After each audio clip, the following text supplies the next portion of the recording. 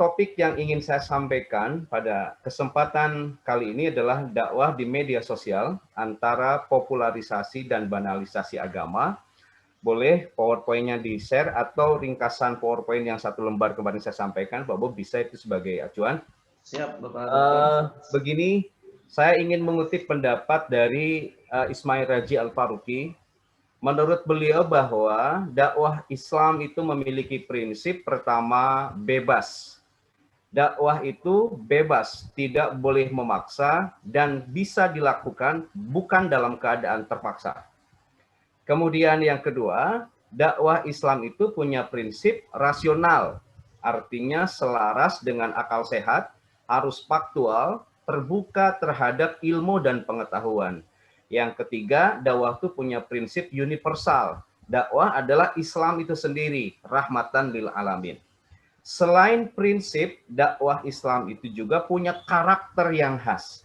Kata Ismail Raji Al-Faruqi, setidaknya ada 2 karakter, nanti slide-nya bisa dilanjut.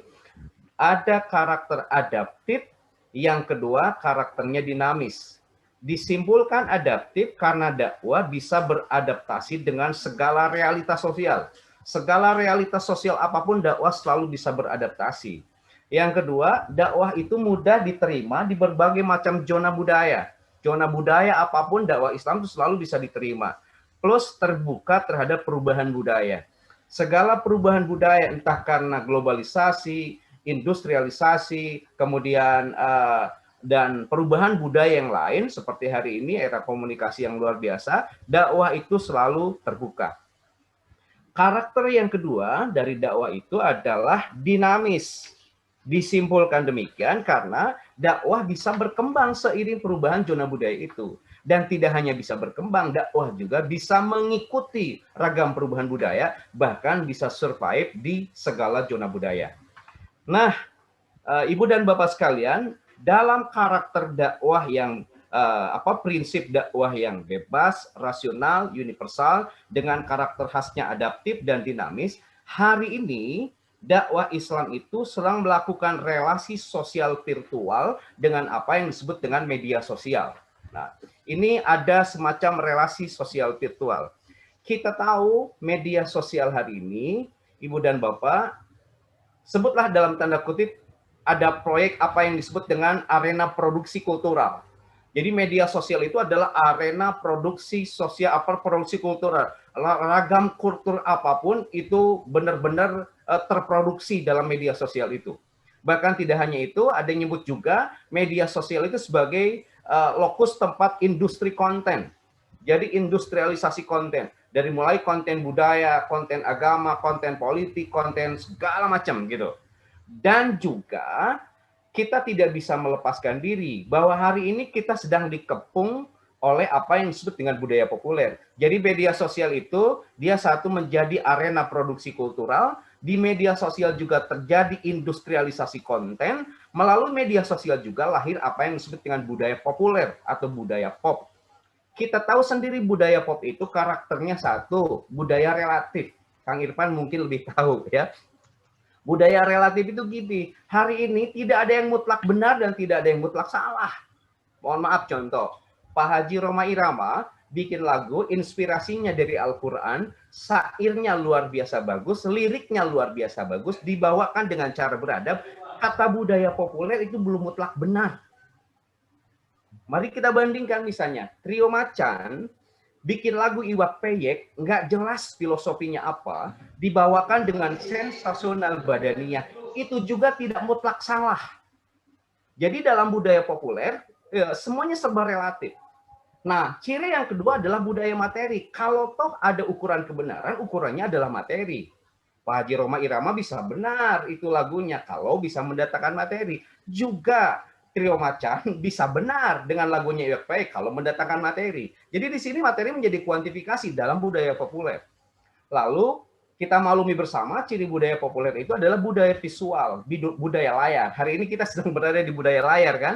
Bangun tidur kita lihat layar handphone, layar jam tangan, setelah itu layar laptop, layar handphone, layar lebar, dan sejumlah layar yang lainnya. Dan ini Al-Mukarram Kang Irfan Hakim ini yang berada di budaya layar.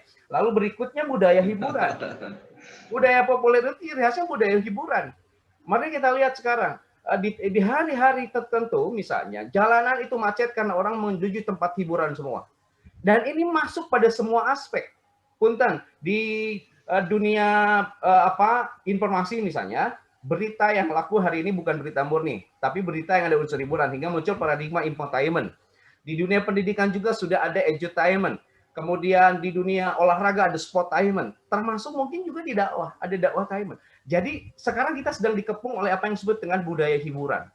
Tidak hanya itu, ciri budaya populer itu, yang dari budaya medsos itu adalah budaya gaya. Kalau filsafat anak dulu kan cogito ergo sum, aku berpikir maka aku ada. Kalau anak-anak sekarang kan filsafatnya bukan, aku bergaya maka aku ada. Keberadaan kita hari ini diukur dari seberapa jauh kita bergaya, entah bergaya di layar, bergaya di mana saja. Tadi juga disampaikan oleh Prof. Dindin bahwa ada budaya instan. Kita melihat sekarang budaya populer itu adalah budaya instan. Dari mulai makanan, minuman, segala macam, termasuk dalam karir kehidupan inginnya serba instan hari ini. Lalu budaya hibrida jelas, budaya komunitas jelas. Ciri budaya populer itu adalah budaya komunitas. Ya, komunitas itu begitu macam-macam, dan juga baik budaya ikon atau budaya merek.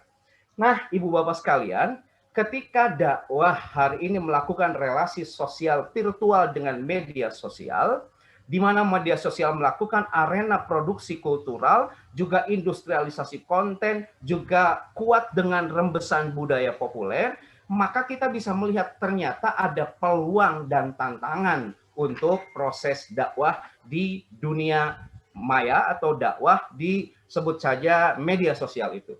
Kita menangkap peluang. Peluangnya pertama, bisa kita maklumi bersama bahwa dengan media populer atau media sosial, dakwah Islam itu tetap lestari.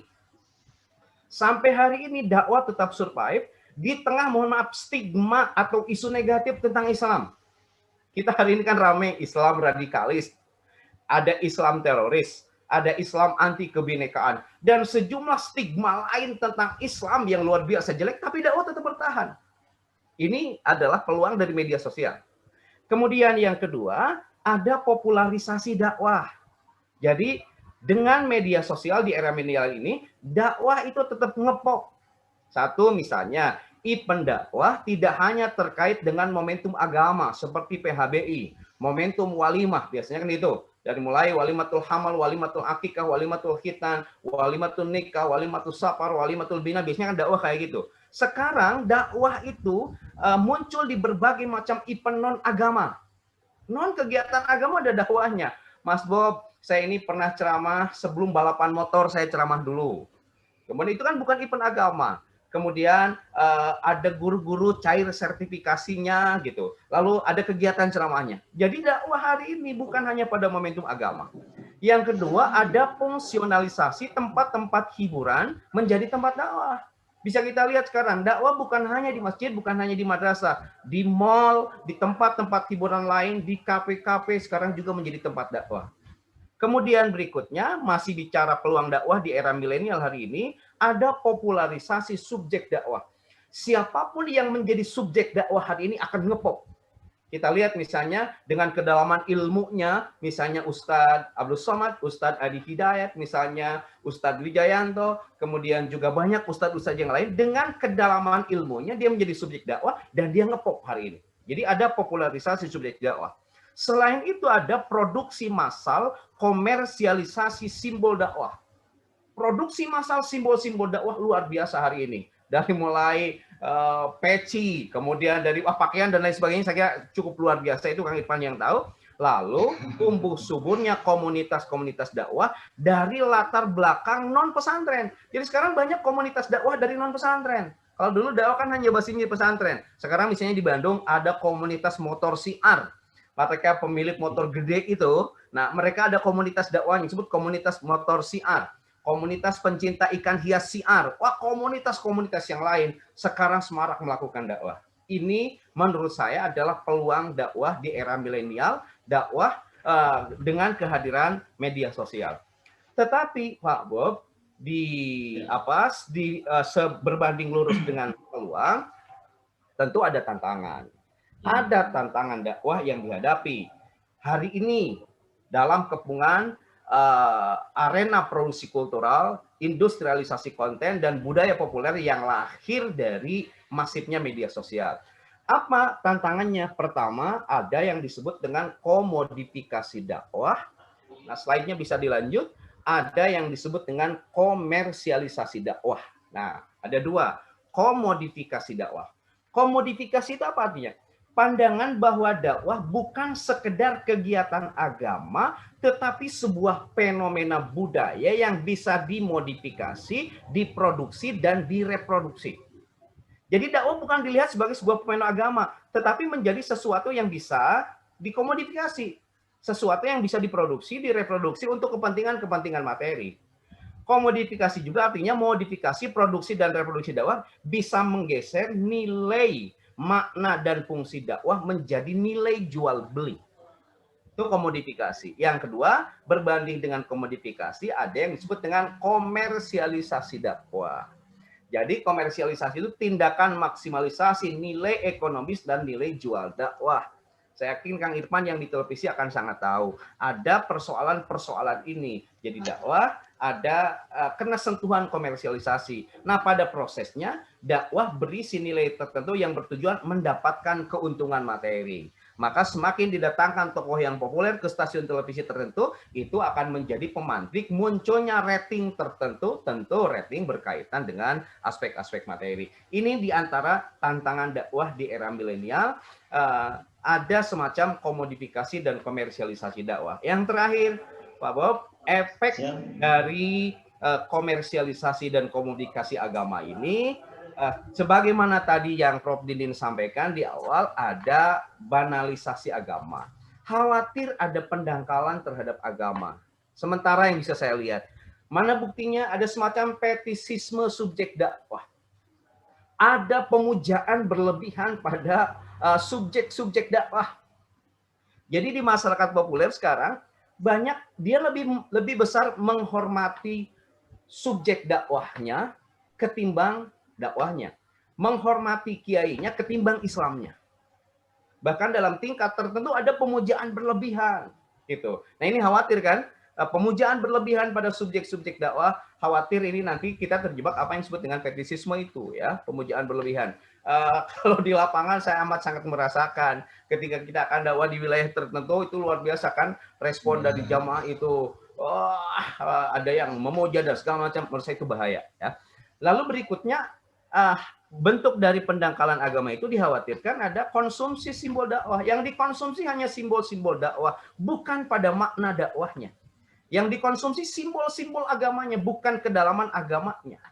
Kita mungkin hari ini bisa melihat kawan-kawan yang terlalu formalistik, misalnya berpenampilan-penampilan tertentu lah ya, tetapi dalamnya tidak sama sekali. Kemudian yang terakhir, ini bukan desakralisasi, yang tepatnya mungkin profanisasi dakwah. Saya melihat dakwah itu kan Islam itu sendiri, Islam itu sakral. Tetapi hari ini ada semacam desakralisasi, ada semacam profanisasi, kehilangan kesakralan dakwah, hingga dakwah itu kan tuntunan. Kalau hari ini jadi tontonan. Khawatir dari tuntunan menjadi tontonan ya. Nah, Bapak dan Ibu sekalian, itu yang bisa saya sampaikan. Jadi saya ngasih kesimpulan bahwa kehadiran media sosial di satu sisi memberikan peluang, tapi di sisi lain memberikan tantangan. Atas peluang itu, mari kita rebut media sosial ini untuk terus berdakwah dan terus kita waspada terhadap berbagai macam tantangan-tantangan yang sekiranya bisa menurunkan kesakralan Islam itu menjadi pada wilayah yang profan, wilayah yang remeh-temeh. Itu sementara yang bisa saya sampaikan. Terima kasih Mas Bob dan narasumber yang lain. Sekian. Wallahu a'lam bishawab. Wassalamualaikum warahmatullahi wabarakatuh.